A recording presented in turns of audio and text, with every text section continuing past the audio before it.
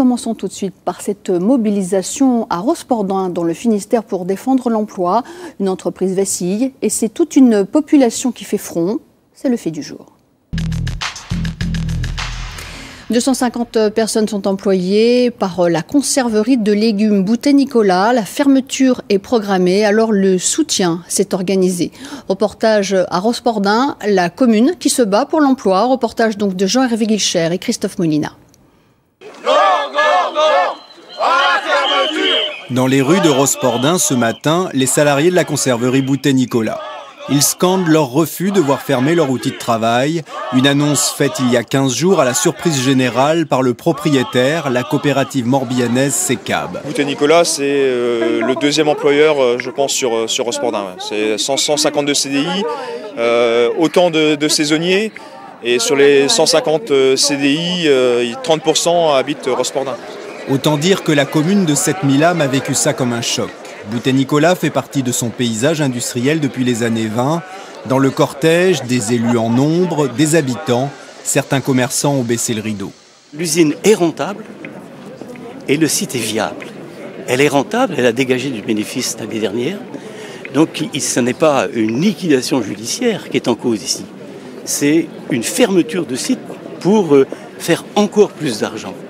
Donc aujourd'hui, vu la situation de l'emploi, on ne peut pas accepter en fait ces justifications-là pour fermer un site industriel. Les syndicats vont jusqu'à pointer du doigt les erreurs stratégiques de la coopérative qui fait payer à la branche légumes ses difficultés dans la filière porcine. En tout cas, le refus de la fermeture est unanime parmi les 5 à 600 manifestants. Moi, j'ai fait ma carrière là, donc il y avait une usine devant chez moi et elle a fermé aussi. Et puis maintenant, c'est celle-ci. Je suis un peu triste, quoi. Il y a des gens qui vont se retrouver sans travail et par solidarité, j'estime que toute la population est concernée. Je pense que l'union fait la force, voilà. Donc si on dit rien, on consent, donc il faut dire, c'est tout. Prochaine étape, le 19 novembre prochain, la direction de la SECAB devra s'expliquer devant le préfet du Finistère et les élus locaux. Plus de 600 personnes dans les rues de Rosporden ce jeudi. Toute la ville s'est mobilisée pour soutenir les 300 salariés de la conserverie Boutet-Nicolas, menacés de fermeture. Et c'est toute l'économie locale qui pourrait être touchée si cette usine disparaissait. Le point sur place avec Pierre-François Vatras. Rosporden, avec nous! Rosporden, avec nous! C'est toute la ville de Rosporden qui a été choquée fin octobre par l'annonce de la fermeture de l'entreprise de légumes en conserve Boutet-Nicolas. Ce jeudi, plus de 600 personnes étaient descendues dans la rue. Il y a un grand nombre de maires du secteur qui est aujourd'hui à la manifestation.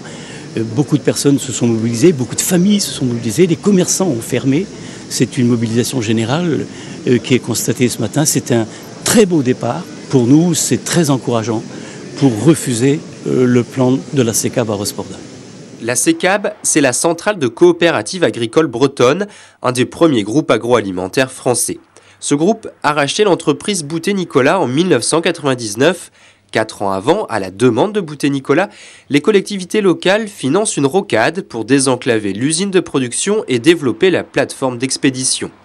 Aujourd'hui, les salariés ne comprennent pas pourquoi fermer ces 2 sites. Nous sommes dans une entreprise qui est rentable, qui fait des profits, des bénéfices, qu'il n'y a pas de raison de fermer cette entreprise-là.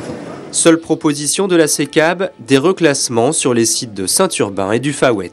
Sur les 300 salariés, il y a quand même plus de la moitié qui sont des saisonniers, des intérimaires, qui eux n'auront pas cette possibilité-là de se reclasser. Cette annonce de reclassement, c'est juste c'est une pub, quoi. C'est pour se donner bonne conscience. Une réunion avec la direction est prévue le 19 novembre en préfecture.